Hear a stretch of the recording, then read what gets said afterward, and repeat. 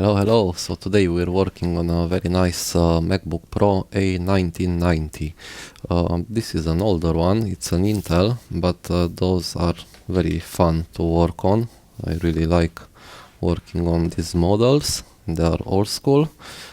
This is already opened, the back cover, so we don't lose too much time. This model has two ports on one side and two ports on the other side, USB-C. So this is completely dead, no power. Let's try every port. So I'm gonna connect the power supply here. You can see it right here, it goes to 5 volt and nothing, a few milliamps. The other port is doing exactly the same. Good. On the other side, the other two ports, I'm trying this one, 5 volt 6 milliamps, and the fourth port, it's the same 5 volt 6 milliamps. So we know that the PD controllers, the ACs, are not trying to negotiate. So first thing first, I will disconnect the battery and then we can check some lines.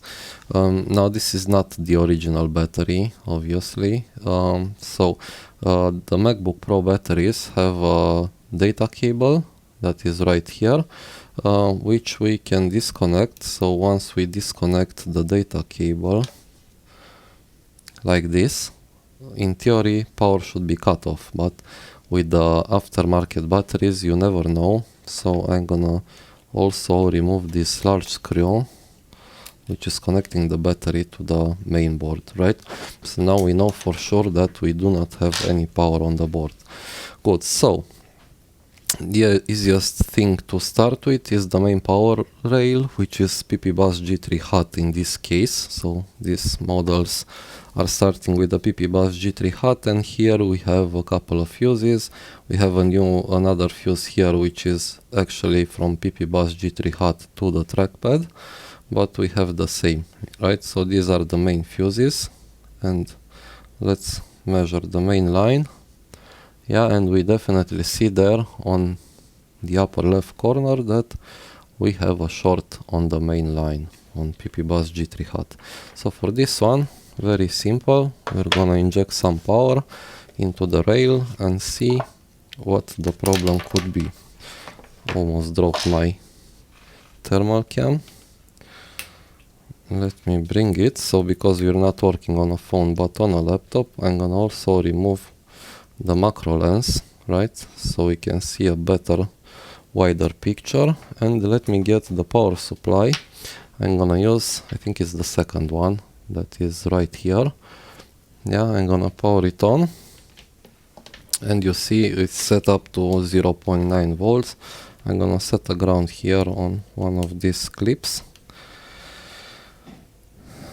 Okay, and if I inject in this line, yeah, we see we get a power consumption of 400 something milliamps. Good.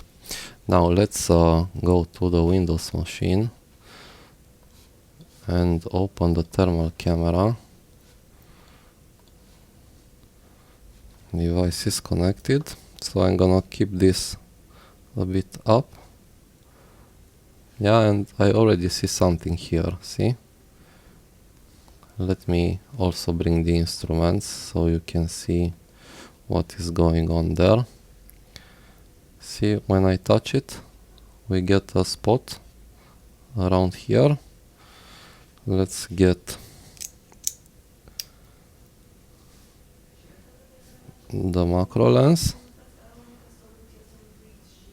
and yes, we have there one of those large caps. You see them? Yeah, here it's a better view. Yeah, so that cap is gone, and now if I look here, it actually looks bad. Good, so this was the main investigation. I'm gonna move under the microscope and we're gonna have a look there and see what's going on. Okay, so we see here definitely that burned cap. That's no bueno. Let's see how we can remove it I'm gonna try with the small C210.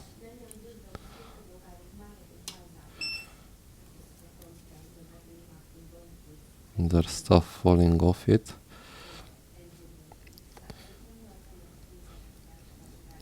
I'm not sure I'm gonna have much success with this small tip to heat this up.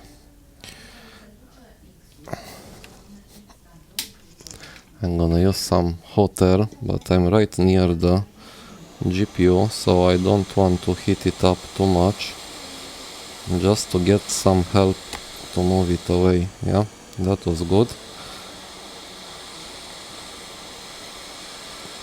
Let me try also with the other leg. No. I need to modify my my microscope because it doesn't really help me with laptops. I've broke this off.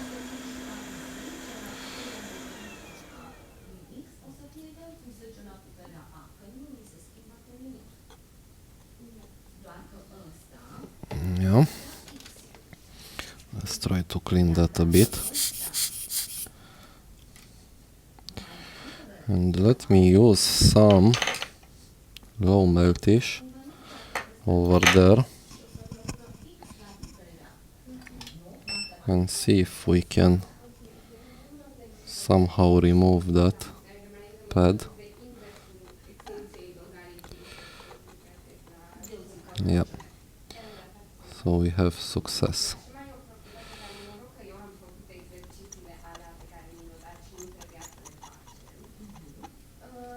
Okay, this is great. This is great. Let's see if we can use some wick to wick that off.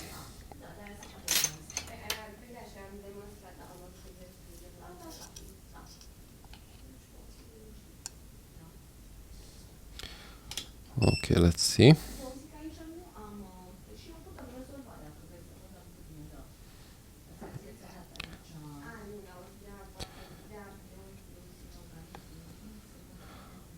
This is a bit of a hassle for my small C210, but I don't wanna get the other one because the space here is very tight.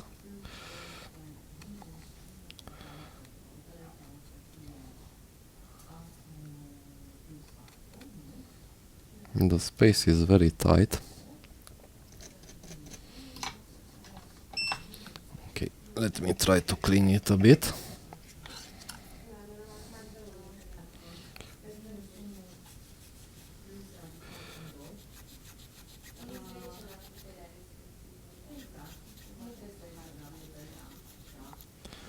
Yeah, excellent. Now, I'm not gonna remove and replace this cap. This is on the main line, and we have a lot of caps on this main line, and it's right here near the GPU. I don't wanna add too much heat because this is a big ground plane. Now let's measure the line and see if it's fine now.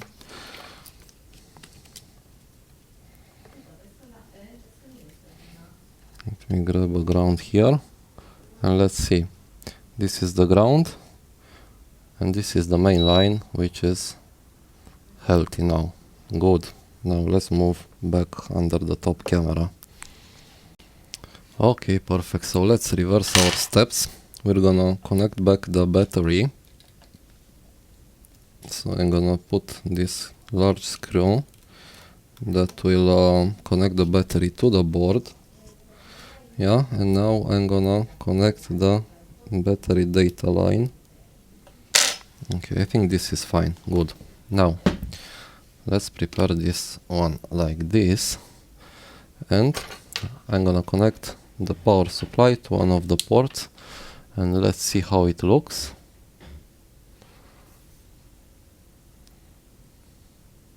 It jumped to 20 volt.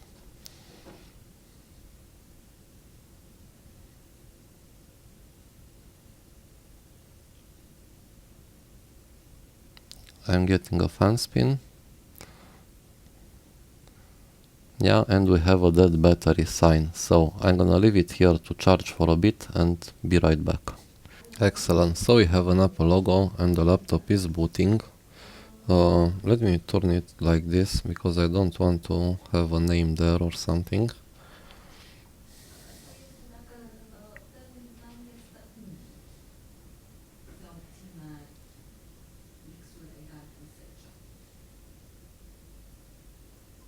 This laptop is looking really good.